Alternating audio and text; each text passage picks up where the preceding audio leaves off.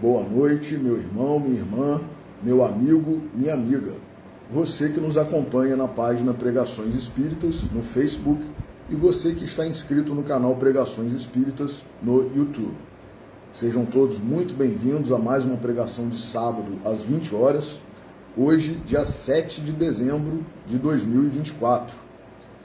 Como leitura preparatória para a nossa prece, nós vamos ler do livro Pão Nosso, de Emmanuel, psicografado por Francisco Cândido Xavier, o capítulo 16, intitulado A Quem Obedeces?, que tem por epígrafe: e sendo ele consumado, veio a ser a causa da eterna salvação para todos os que lhe obedecem. Paulo aos Hebreus, capítulo 5, versículo 9. Toda criatura obedece a alguém ou a alguma coisa. Ninguém permanece sem objetivo. A própria rebeldia está submetida às forças corretoras da vida.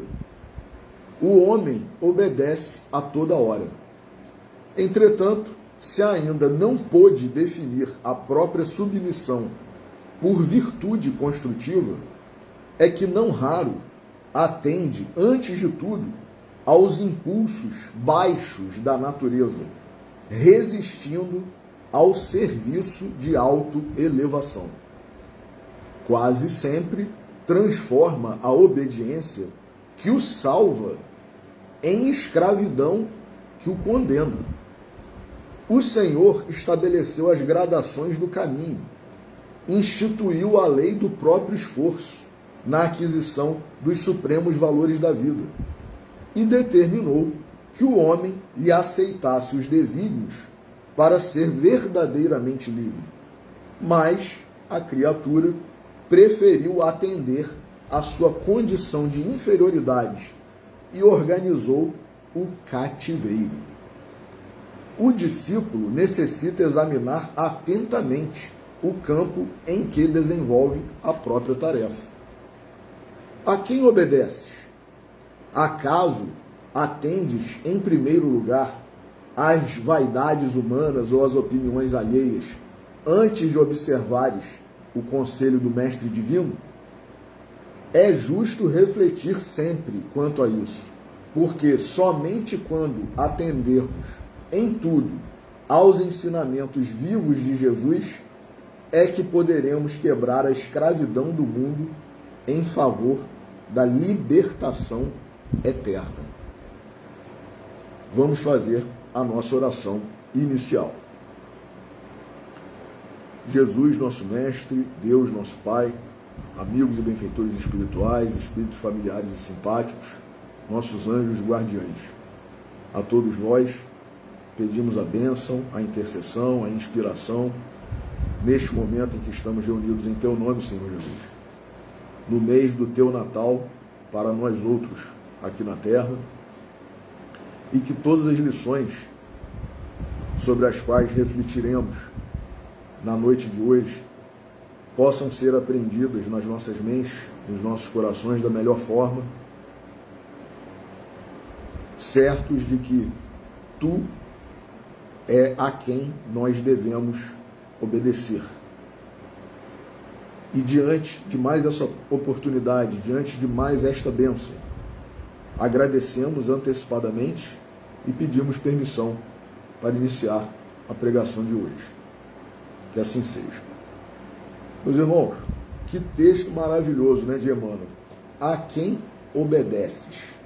A gente tem obedecido a Jesus, as exortações que ele nos tem feito, ou a gente tem obedecido a outras coisas, outras pessoas, outras circunstâncias, outras mentes, ou as nossas próprias mentes, as nossas próprias concupiscências, as nossas próprias fraquezas, as nossas próprias inferioridades. A quem temos obedecido? E aí, como nós estamos no mês do Natal do nosso Senhor, nós escolhemos do livro Nas Pegadas do Mestre, de Vinícius, um capítulo aqui que fala do culto à virtude. E aí nós vamos fazer um breve comentário sobre esse capítulo, associando com o texto que nós lemos inicialmente e também com outros dois que nós leremos. Um de Allan Kardec e mais um de Emmanuel. Então, culto à virtude. Que coisas são essas que, no dizer de Jesus, são reveladas aos pequeninos e inscientes e ocultas aos sábios e entendidos? São os predicados da alma. Vinícius pergunta e ele mesmo responde. O bom senso, os dotes do coração. E aí, já nesse segundo parágrafo, a gente já pode fazer uma pequena pausa e lembrar. Ele usa aqui 3 expressões: bom senso, dotes do coração e predicados da alma.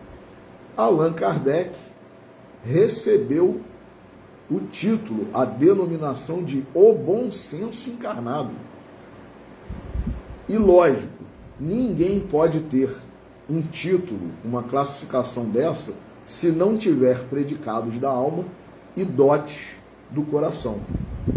Além, é claro, de usar a inteligência que já conquistou, que já adquiriu, para o bem. Porque muitas vezes a gente confunde pessoas, espíritos inteligentes, com espíritos evoluídos, espíritos superiores, porque são inteligentes. Não. Nós não podemos superficialmente fazer esse tipo de conclusão ou julgamento, achando que porque é inteligente é evoluído, superior. Não. Lógico que, à medida em que nós avançamos na estrada evolutiva, o princípio inteligente que está presente em todos nós, desde a criação, ele vai se desenvolvendo. Isso é verdade. Porém, como está lá no Evangelho segundo o Espiritismo, quando a gente sai da fase de instintos, a gente, já dotado de inteligência, porém ainda corrompidos, a gente está mais ou menos nessa fase em que nós nos encontramos hoje. E aí, o próximo degrau, o próximo nível, a próxima etapa é, saindo dessa fase aí mais depurado e com sentimentos, nós vamos para o próximo nível de inteligência e de aplicação, sublimação dessa inteligência no dia a dia. Que aí isso se concretiza de que forma? Com o emprego da inteligência para o bem nas menores coisas, fazendo a caridade, não se colocando como o primeiro na lista de eu tenho que resolver primeiro os meus problemas, as minhas questões, satisfazer as minhas necessidades. É o nível dos espíritos que já estão num nível de altruísmo, renunciarem às benesses que já podem vivenciar, como, por exemplo, espíritos bem-aventurados, que já conquistaram, porque são mansos, são humildes, são pobres de espírito, são pacíficos e pacificadores, são puros de coração.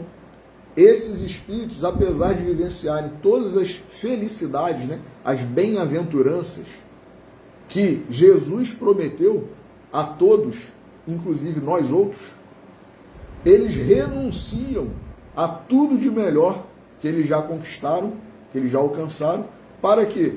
Para virem em nosso socorro, em nosso benefício. Então, esse é o nível próximo, mais alto que a que nós chegaremos, de inteligência. Então, Kardec, nós sabemos, quem leu, né, o texto de Humberto de Campos, Kardec e Napoleão, pode ter uma noção, não é, né, um conhecimento exato e profundo, mas uma noção. Humberto de Campos colocou ali, né, reduziu a escrito algumas características, alguns talentos que denotam, né, mostram para nós outros o nível espiritual de Allan Kardec. Por isso, ele recebeu, né, a alcunha, né, a denominação, o apelido, digamos assim, de o bom senso encarnado. Já está num nível muito acima de nós outros. E, infelizmente, alguns de nós espíritas, ou que se dizem espíritas, mas na verdade não são, estão a pretender atualizar Kardec, né, que Kardec não está mais de acordo com o mundo em que nós vivemos hoje, como se Kardec fosse uma pessoa qualquer que se enveredou pela seara dos... Como se Kardec fosse como nós outros hoje, né, que fazemos um servicinho, né, dentro da doutrina. Meus irmãos, Kardec é um missionário. Quem lê esse texto começa a ter noção de quem é Allan Kardec. Né?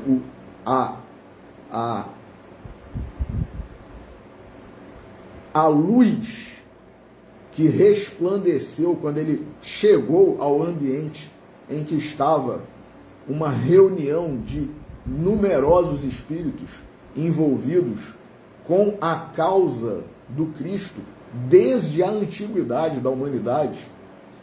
E Kardec aparece ali, né, segundo a descrição de Humberto de Campos, com uma tiara radiante, luminosa, né? E todos ficam impressionados.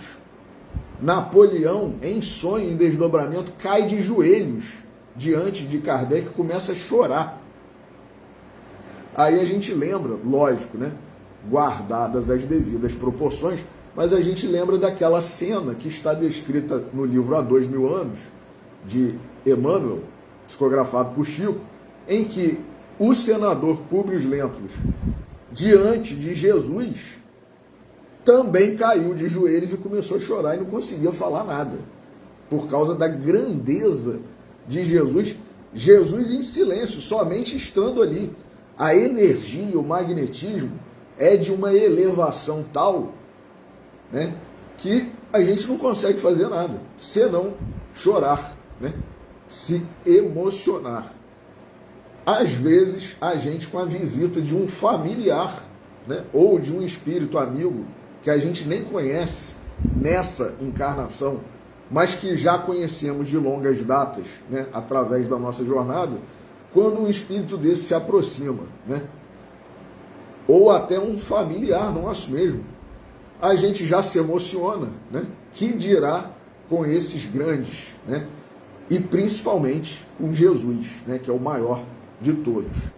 Então, continuando aqui a leitura do capítulo de Vinícius, né? Do livro Nas Pegadas do Mestre.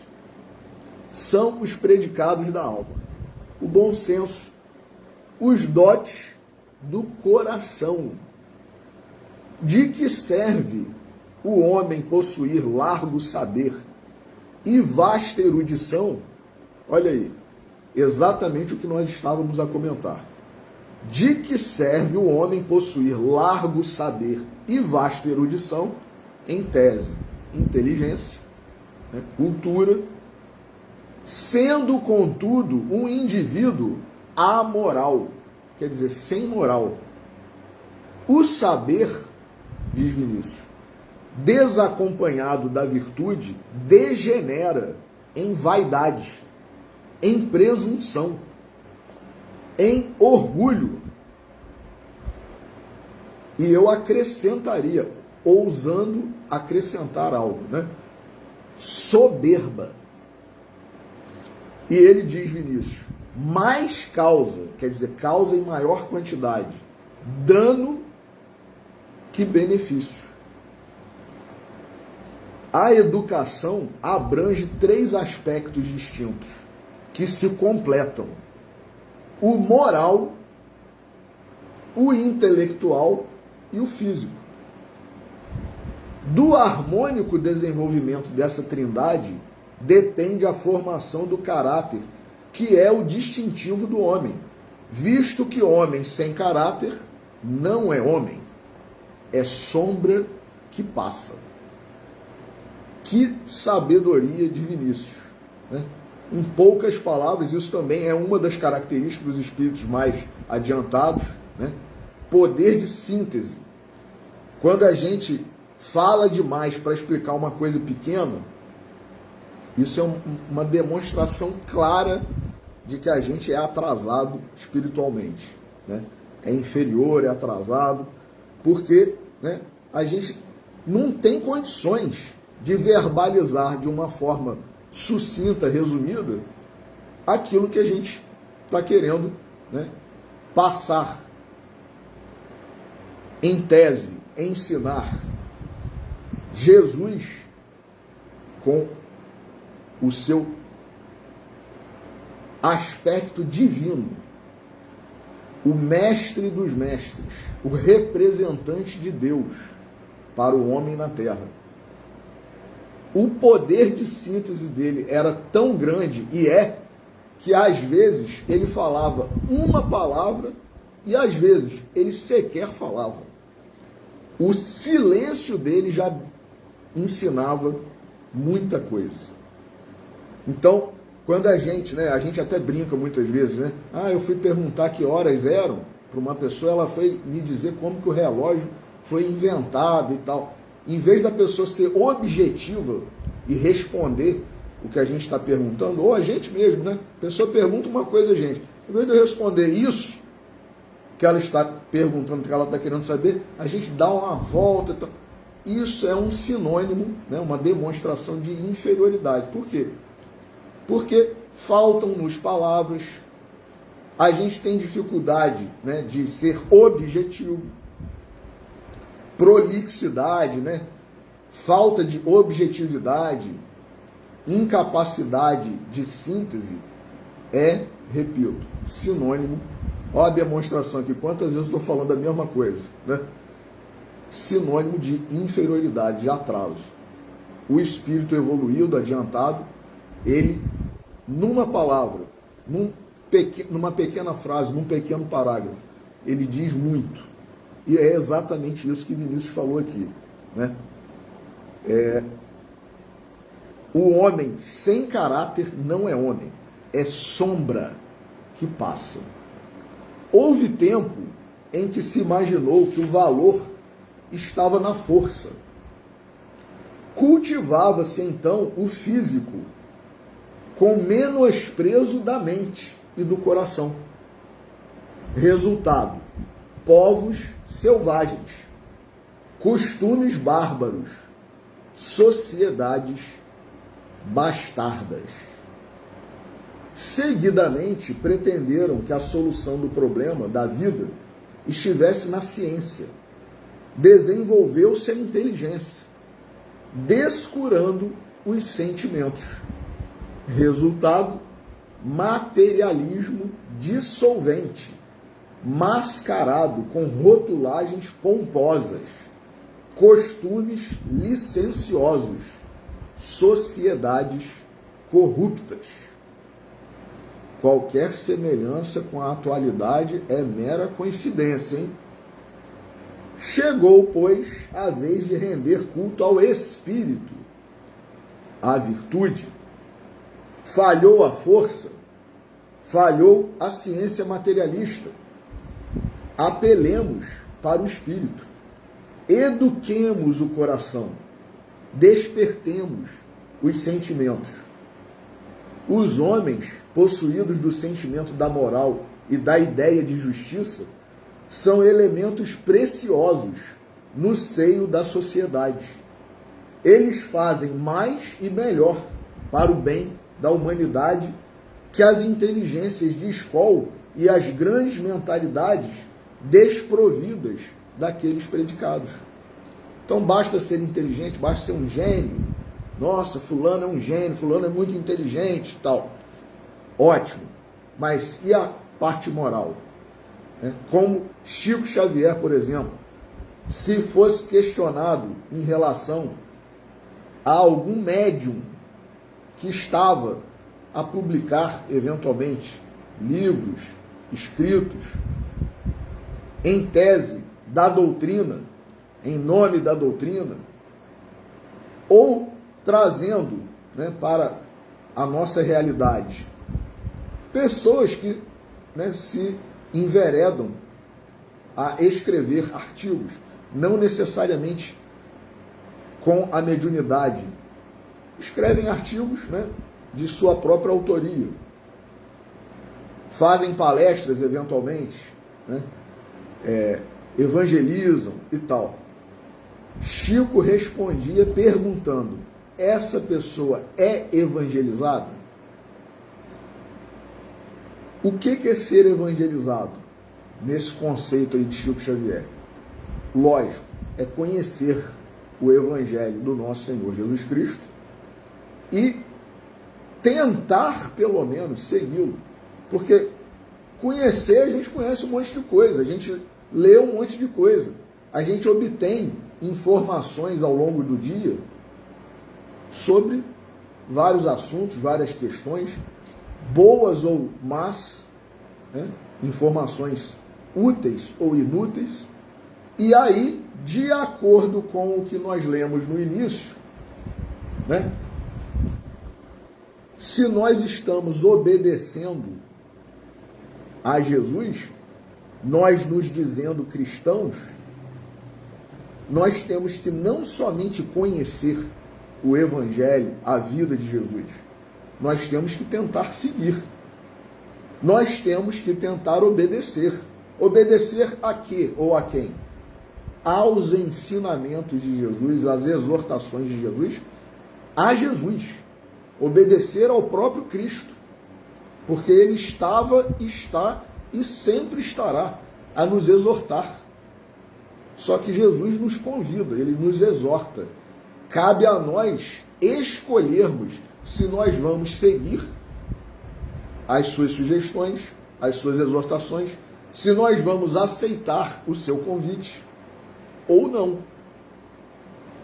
Então, quando Chico perguntava, ele ou ela é evangelizado, não é que a gente conheça somente, já li o Novo Testamento, os 4 evangelistas, os Atos dos Apóstolos, as epístolas de Paulo, de Pedro, de Tiago, de João, já li o Apocalipse, ótimo, já li os livros de Emmanuel que comentam os versículos, o Novo Testamento em vários versículos, já li o Evangelho segundo o Espiritismo, ótimo, e aí? E aí? Leu? Li? E aí?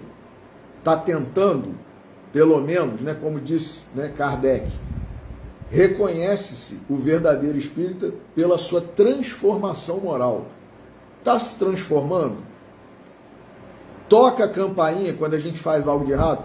Lógico que não é, me converti, tornei-me cristão, passei a frequentar a igreja, o culto, a casa espírita, a pregação, a palestra e tal. Sou cristão espírita, sou cristão católico, sou cristão protestante. Isso basta? Fui batizado, me converti. Isso basta para a gente mudar da água para o vinho? Para a gente sair da esfera de pecador para santo? Não. Isso ainda vai demandar todo um projeto, tempo, esforço, quedas que vão acontecer, como disse Paulo, o bem que eu quero fazer eu não faço, e o mal que eu não quero fazer eu ainda faço. Então a gente vai ter momento ali que a gente vai fazer o mal mesmo não querendo fazer, mas a campainha já toca. Opa, que isso, Rafael? Como é que você deu essa mancada, Como é que você deslizou aí escorregou desse jeito. Opa, tocou a campainha? Eu procurei de alguma forma, né, refazer aquilo, consertar. Então, reconhece o verdadeiro espírito, segundo Allan Kardec, pela sua transformação moral e pelos esforços que faz para domar suas más inclinações. A gente tem inclinações aí, né, atavismos, que vêm ao longo de várias encarnações. A gente estava acostumado a fazer aquilo. E qual que vai ser a tendência nossa nessa encarnação agora? Continuar fazendo. É a famosa, na física, lei da inércia, né? Um corpo que está em movimento tende a continuar em movimento.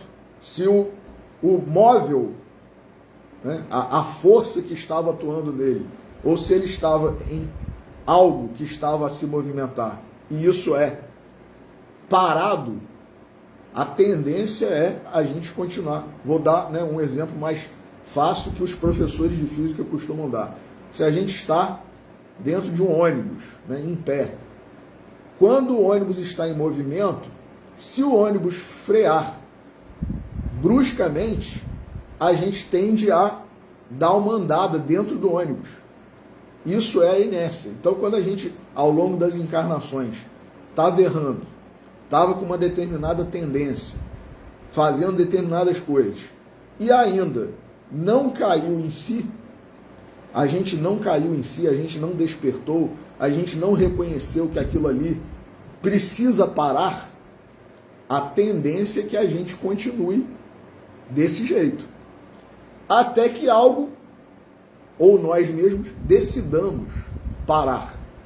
Mas a gente ainda vai enfrentar uma tendência de continuar.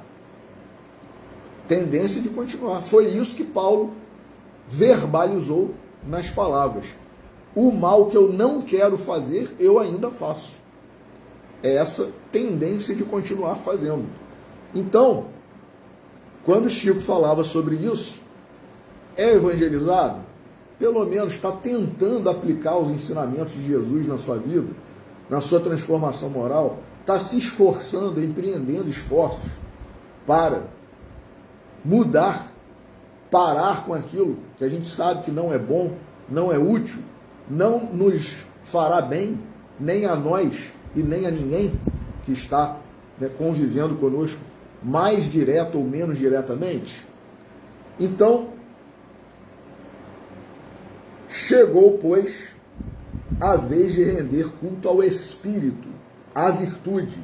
Falhou a força, falhou a ciência materialista, apelemos para o Espírito, eduquemos o coração, despertemos os sentimentos. Os homens possuídos de sentimento, do sentimento da moral e da ideia de justiça são elementos preciosos no seio da sociedade. Eles fazem mais e melhor para o bem da humanidade que as inteligências de escola e as grandes mentalidades desprovidas daqueles predicados. Estes, os inteligentes desprovidos daqueles predicados, estes são fogos de artifício. Aqueles são faróis que iluminam e norteiam. São exemplos que convertem e edificam as nações. Então, até os líderes políticos, muitas vezes, estão tendo uma oportunidade de alavancar o progresso daquele país, daquela nação, daquele povo. E o que fazem muitas vezes, na maioria das vezes? Se perdem, né, naquele aspecto que Vinícius falou aqui, né? Houve tempo em que se imaginou que o valor estava na força, cultivava-se então o físico com menosprezo da mente e do coração. Depois, seguidamente, pretenderam que a solução do problema da vida estivesse na ciência. Desenvolveu-se a inteligência, descurando os sentimentos. Resultado, materialismo dissolvente, mascarado com rotulagens pomposas, costumes licenciosos sociedades corruptas. A pessoa não pensa na lei de causa e efeito, não pensa na sobrevivência da alma, não pensa que nós temos uma nuvem de testemunhas. Mesmo que não tivéssemos, a lei de Deus está inscrita na nossa consciência. Uma hora, nós mesmos vamos nos cobrar. Quando a gente faz o mal, quando a gente erra, quando a gente é corrupto, a gente está violando a si mesmo. Eu estou me violentando. Por quê? Porque eu sou uma criatura de Deus. A essência divina está em mim. Então, se eu faço algo que contraria a lei de Deus, que contraria, que violenta, que desnatura essa essência, essa natureza divina que eu tenho, que todos nós temos, eu estou deixando Deus aborrecido? Eu estou deixando Jesus zangado? Não. Eu estou me violentando. A tristeza, a lamentação dos espíritos superiores, de Jesus, que é o nosso governador, né? O representante de Deus para nós outros, e por isso o nosso pastor, o nosso salvador. A tristeza, porque eles nos vêm fazendo algo que nos trará sofrimento, penúria, dor. Por quê? Porque nós estamos violentando a nossa essência divina, a nossa natureza. Então, se a gente está, né, com um líder ou com outro na direção do município, do estado, do país, e há corrupção, né, há inversão de valores, muitas vezes esses líderes estão tendo mais uma vez a oportunidade de alcançar o poder. A gente sabe que nada é por acaso. Para que, vamos dar mais uma oportunidade a você, para você fazer tudo de melhor que está ao seu alcance. A política é uma ciência maravilhosa, interessante, para o bem. Só que os homens, mais uma vez, né, dando valor a outras coisas, seguindo, né, obedecendo a mentes, filosofias que não são a mente divina de Jesus Cristo, a filosofia evangélica de Jesus, o que a gente acaba vivenciando? Isso que a gente vê no mundo, né?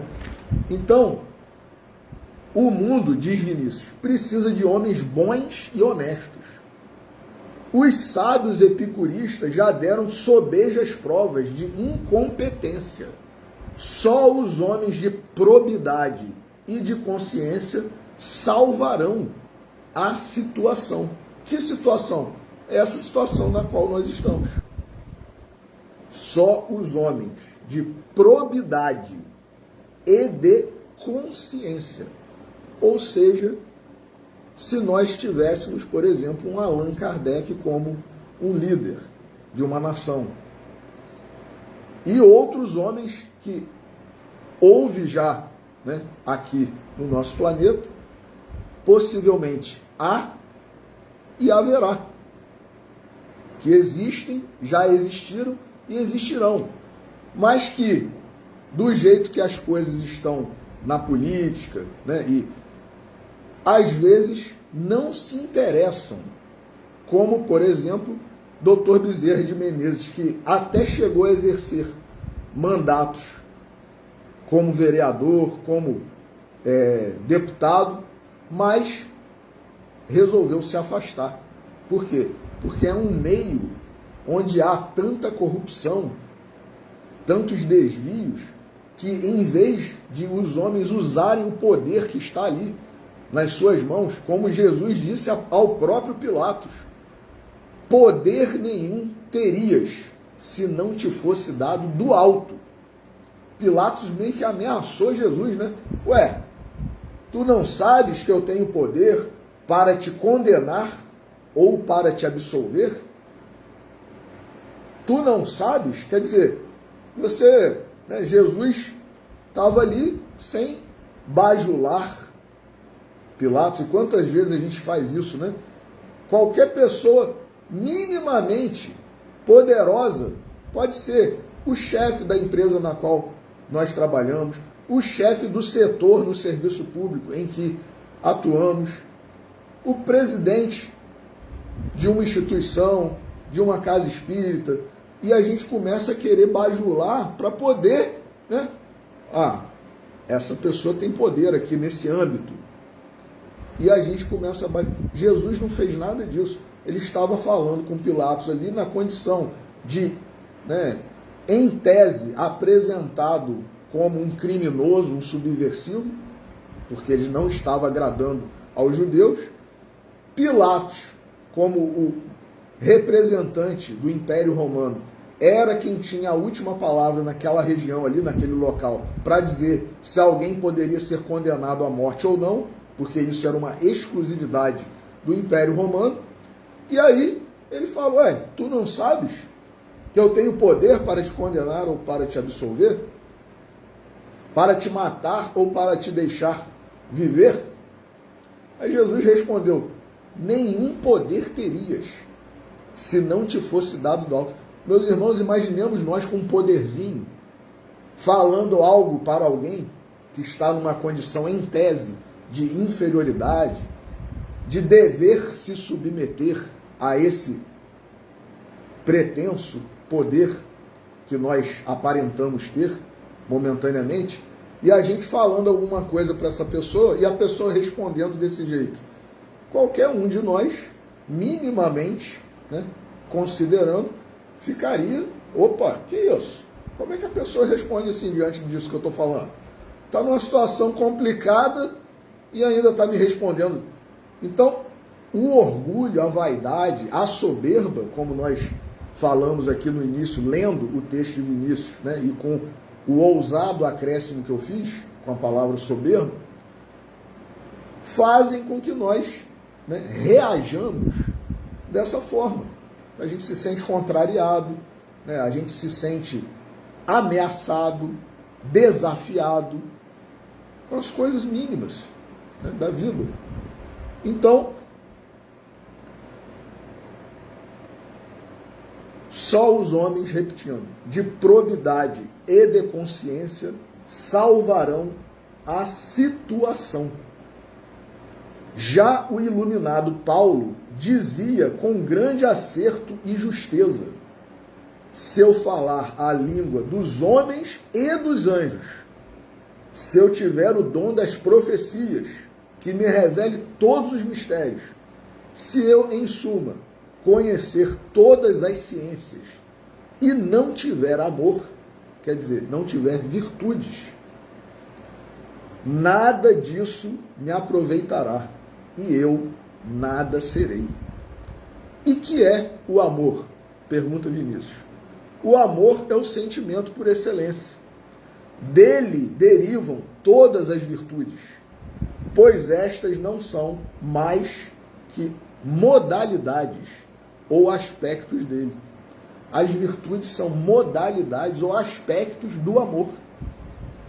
Cultivar o amor, diz Vinícius, é educar o espírito, é formar e consolidar o caráter, é realizar em verdade o objeto supremo da vida. O Espiritismo, desfraldando seu estandarte, em cujas dobras esculpiu a legenda, fora do amor não há salvação, aqui, né, é uma versão correta que Vinícius emprega da frase muito conhecida de nós outros espíritos, como fora da caridade não há salvação. Mas o que é a caridade, senão o amor na prática? Então, ele traduziu, né, a mesma frase, só que em vez da palavra caridade, que é o amor em prática, concretizado, ele diz, fora do amor não há salvação. Então, o Espiritismo desfraldando seu estandarte, em cujas dobras esculpiu a legenda fora do amor não há salvação, proclama as bases da verdadeira religião, rememorando ao mesmo tempo a síntese de todas as mais belas e empolgantes revelações que o céu, através dos séculos, tem outorgado à humanidade. Que revelação é essa? Jesus Cristo, nosso modelo e guia. E aí, meus irmãos, lendo esse texto de Vinícius, não há como não lembrar desse texto aqui, ó, as aristocracias, que está no livro Obras Póstumas, de Allan Kardec, em que Kardec escreve um artigo maravilhoso, interessantíssimo, em que ele fala, já no início aqui, que a gente meio que deturpou o sentido da palavra aristocracia. E isso tem sido perpetuado ao longo dos tempos, das épocas, e a gente tem sido, inclusive, motivado a empreender revoltas, revoluções, isso e aquilo, com o objetivo de mudar aquilo que muitas vezes nós denominamos de aristocracia, mas que na verdade não necessariamente é.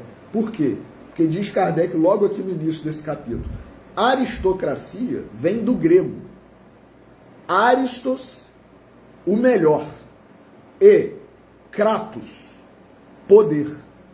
A aristocracia, em sua acepção literária, significa, pois, poder dos melhores. Então a gente tem mania de chamar de aristocracia, as pessoas de nível econômico, financeiro maior, intelectualmente, as que têm muitas vezes uma condição melhor. E nós, lendo esse capítulo do livro Obras Póstumas, nós vamos entender que, momentaneamente, há de fato esse conceito entre os homens, entre a humanidade. Inclusive, por que eu lembrei desse texto quando eu li o texto de Vinícius? Porque ele fala ali no texto a questão da força, depois a questão da inteligência, do poder. E Kardec fala exatamente sobre essas fases que o poder, os líderes, exerceram e exercem sobre povos, comunidades, ao longo da história da humanidade, e que, na verdade, não são a aristocracia de verdade, genuína, verdadeira. São essas deturpações que nós atribuímos ao sentido da palavra aristocracia e que passam pessoas nessas condições, supostamente aristocráticas, passam a exercer poder, liderança, mando sobre algumas pessoas, algumas comunidades, alguns povos, algumas nações. Então ele fala aqui, por exemplo, em nenhum tempo e em nenhum povo os homens em sociedade puderam abster-se de chefes. São encontrados entre os povos mais selvagens, quer dizer, desde os primórdios da humanidade. Isso se prende a que, em razão da diversidade das aptidões e dos caracteres inerentes à espécie humana, há por toda parte homens incapazes que é preciso dirigir. Então, esse nível espiritual em que nós estamos precisa de líderes, porque a gente não tem ainda autonomia, vontade, capacidade de, muitas vezes, se autodeterminar, se autoliderar. Então a gente precisa de alguém, é o chefe, às vezes, muitas vezes, que fica dando aquelas chamadas, aquele garruchão no funcionário meio preguiçoso, sem iniciativa, fulano, já fez o relatório? Opa, pois não, já em 5 minutos eu apronto para o senhor, chefe. Por quê? Sabe que tem que fazer, mas não faz. Né? Então, diz Allan Kardec aqui, homens incapazes que é preciso dirigir, fracos que é necessário proteger, paixões que é preciso comprimir, daí a necessidade de uma autoridade. Sabe-se que nas sociedades primitivas essa autoridade foi deferida aos chefes de família. E aí, meus irmãos, Kardec faz uma trajetória desde os primórdios. O primeiro tipo de poder que se exerceu, que eram os chefes de famílias. Que, a comunidade familiar ali tem esse chefe aqui de família, que geralmente engloba, né, um pouco mais de inteligência, um pouco mais de força física mesmo, né, para proteger e direcionar, né, instruir, orientar os demais membros. Depois, aumentando o número de pessoas, né, aqui na Terra, e aí criando-se comunidades, né, vilarejos, isso demandou um líder que não era somente mais o líder dessa ou daquela família, era um líder de várias famílias, mas que se associavam para um trabalho, por exemplo, de pesca, de caça, ou mulheres que se associavam na comunidade para fazerem, né, as vestimentas, a comida. Então, quem vai liderar tudo isso? Quem vai organizar, dividir os trabalhos e tal, né? Então, passaram a existir líderes de comunidades, de populações, de vilarejos.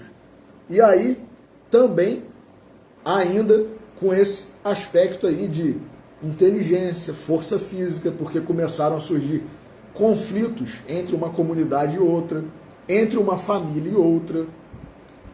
E aí, né, as querelas entre as populações vizinhas ocasionaram os combates. Foi preciso, para dirigi-las, não de velhos anciãos, como eram os patriarcas, os primeiros líderes, os primeiros poderosos, mas de homens fortes, vigorosos e inteligentes. Daí, os chefes militares, começou a questão de, a gente tem que se proteger aqui, a gente tem que fazer arma, tem que fazer armadilha, tem que fazer isso, tem que fazer aquilo, tem que bolar uma estratégia, né, para, se a gente sofrer ataque, como que a gente vai fazer para vencer, mesmo estando em número menor. E aí a gente já viu filme, já leu livro aí sobre tudo isso. Depois,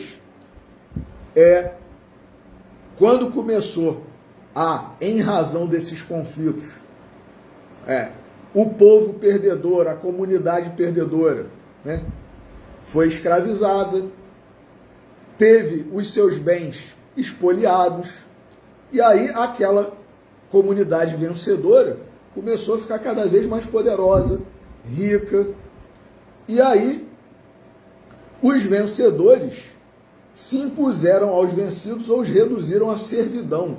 Daí a autoridade da força bruta, que foi a segunda aristocracia. Os fortes, com seus bens, transmitiram muito naturalmente sua autoridade aos seus filhos. E aí veio o poder das dinastias. Hereditariamente, né? Eu sou filho do rei, eu sou filho do imperador, eu sou isso, eu sou aquilo. Então, eu continuo no poder. E aí, não satisfeita a população com apenas esse tipo de autoridade, de poder, ela começou também a tentar se rebelar, não aceitar, né? E veio a questão da teocracia. Não, olha só, eu não sou só o herdeiro do meu pai que foi o rei, não. Nós temos uma ascendência, né, divina. Esse poder me foi instituído diretamente por Deus. Eu sou o representante de Deus na Terra, né? Então, são os teocratas, né, os representantes poderosos em nome de Deus, né, as teocracias, não satisfazendo, né, a necessidade da população, os anseios e tudo mais, o que aconteceu? Começou a acontecer revoltas, né, atentados, e aí, aumentando o número de pessoas também, começou a ter que dividir a questão do trabalho. Ó, agora não pode todo mundo fazer tudo. A gente tem que dividir aqui, né, as tarefas e tal. E aí houve, né, a divisão mesmo de tarefas, começaram as especializações. As próprias pessoas que viviam na ignorância começaram a ter que se instruir, procurar saber a técnica que o fulano lá usava, e aí começaram intercâmbios e tudo mais, e veio a questão da inteligência, né, que se sobrepujou à questão da força, do poder, da ascendência e da teocracia. E antes de chegar ao último tipo de aristocracia, houve e há até hoje a questão do dinheiro misturada com a inteligência, que aí a gente vê o que a gente tem visto, né? Compra-se um, compra-se outro, compra-se um grupo, né? Ó, eu vou te pagar tanto, e aí você arquiva aquele processo lá, você me absolve, você isso, você aquilo. O pessoal das Forças Armadas, ó, vou dar tanto a vocês, vocês não lutam a favor do país ou da população, não, é a meu favor e tal. Então, é o que a gente tem visto aí mais modernamente, né? Mais diuturnamente aí. Poder derivado do dinheiro, um pouco de inteligência usada para o mal. E aí Kardec termina o capítulo dizendo: quando a inteligência, aí sim, junto com a moralidade, que é o quê? A virtude, o desenvolvimento das virtudes, quando essa inteligência, essa moralidade se unirem e procurarem satisfazer as necessidades verdadeiras da população, né, tirando os cidadãos da ignorância, da dependência do governo, promovendo, né, dignidade das pessoas terem condições de trabalhar e receber, né, os seus salários, a sua renda por conta própria, sem, né, precisar de esmola, né, de governos aí populistas, assistencialistas, né, ter dignidade de trabalhar e conseguir o seu ganha-pão, né, como disse também o próprio Cristo e Paulo, né, o trabalhador é digno do seu salário, e atender a tudo de melhor que aquele país, aquela população precise para crescer, para se desenvolver em todos os aspectos. Aí a gente vai estar no nível mais elevado de aristocracia, de poder dos melhores, que serão os melhores virtuosos, inteligentes, que Kardec aqui chama de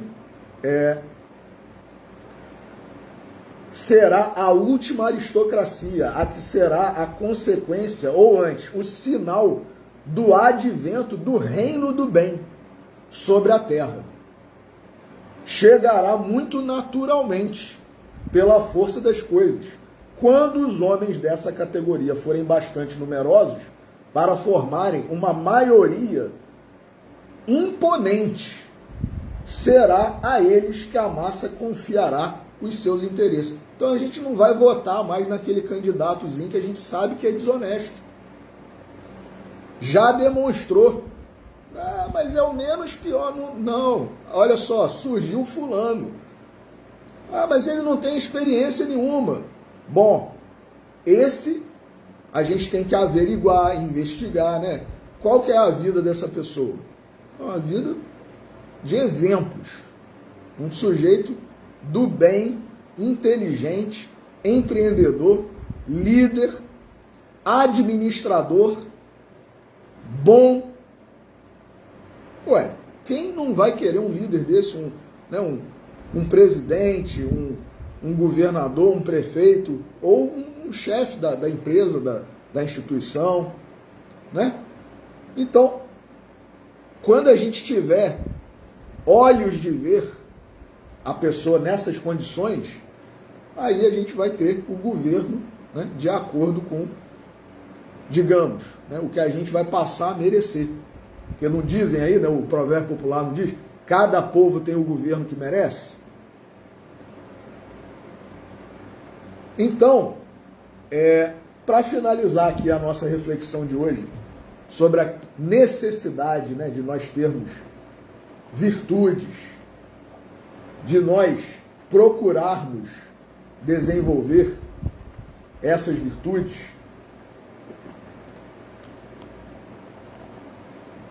seguindo quem nós devemos seguir, obedecendo quem nós devemos obedecer, também de Emmanuel, livro Caminho, Verdade e Vida, capítulo 159, intitulado A Quem Segues. É muito parecido com o A Quem Obedeces. Um complementa o outro, mas ambos têm a ver com o que a gente está falando e são imperdíveis. Então, mas vós, disse Paulo aos Efésios, não aprendestes assim a Cristo. Jesus não ensinou da forma como nós estamos fazendo. Jesus ensinou de outra forma. Porém, pergunta Emmanuel, a quem segues? O homem, como é natural, encontrará diversas sugestões no caminho. Não somente do plano material receberá certos alvitres, tendentes a desviá-lo das realizações mais nobres. Olha a questão de... Os espíritos, como está a pergunta lá de Kardec no livro dos Espíritos, os espíritos influenciam a nossa vida, o nosso dia a dia, os nossos atos, os nossos pensamentos? Resposta dos espíritos superiores: muito mais do que imaginais. Então, aí a pergunta vem de novo à nossa mente: a quem segues? Quais sugestões nós estamos seguindo? Não somente do plano material receberá certos alvitres, tendentes a desviá-lo das realizações mais nobres. A esfera invisível, imediata ao círculo de suas cogitações, igualmente pode oferecer-lhe determinadas perspectivas que se não coadunam com os deveres elevados que a existência implica em si mesma. Na consideração desse problema, os discípulos sinceros compreendem a necessidade de sua centralização em Jesus Cristo. Quando esse imperativo é esquecido, as maiores perturbações podem ocorrer. O aprendiz menos centralizado nos ensinos do mestre acredita que pode servir a dois senhores e, por vezes, chega a admitir que é possível atender a todos os desvairamentos dos sentidos sem prejudicar a paz de sua alma. Justificam-se, para isso, em doutrinas novas, filhas das novidades científicas do século. Valem-se de certos filósofos improvisados que conferem demasiado valor aos instintos. Mas, chegados a esse ponto, preparem-se para os grandes fracassos. Isso não é uma ameaça de Emmanuel, é um esclarecimento. Chegados a esse ponto, preparem-se para os grandes fracassos, porque a necessidade de edificação espiritual permanece viva e cada vez mais imperiosa. Poderão recorrer aos conceitos dos pretensos sábios do mundo. Entretanto, Jesus não ensinou assim. Meus irmãos, que texto de Emmanuel, de Vinícius, de Allan Kardec, e que nós, pelo menos nesse mês do Natal do nosso Senhor Jesus, possamos refletir sobre isso. A quem nós temos seguido? A quem nós temos obedecido? Às pessoas, aos filósofos, a isso, a aquilo, ao líder de um partido, ou a Jesus? Nós, pelo menos, que nos dizemos cristãos, né? Porque os que não são cristãos, os que não conhecem Jesus, os que não querem conhecer, como diz Emmanuel num texto também maravilhoso, eles viverão. Se nós já conhecemos Jesus, se nós já nos autodenominamos cristãos, quem nós temos que seguir, senão o Cristo? Então, que nesse mês do Natal de Jesus, Jesus possa nascer para cada um de nós verdadeiramente, que nós possamos tê-lo como nosso mestre, como nosso pastor, como nosso salvador, como nosso guia, como nosso modelo. E que a gente possa, né, empreender aí os esforços verdadeiros, genuínos, autênticos, sinceros, para nos transformarmos moralmente e domarmos as nossas más inclinações. Só assim poderemos ser chamados de inicialmente como verdadeiros espíritos, que um dia ainda seremos. Então que Jesus nos abençoe, que Deus nos abençoe. A você que nos segue, o meu muito obrigado. Um ótimo final de sábado, um ótimo domingo, uma ótima semana e que Deus nos abençoe a todos. Boa noite.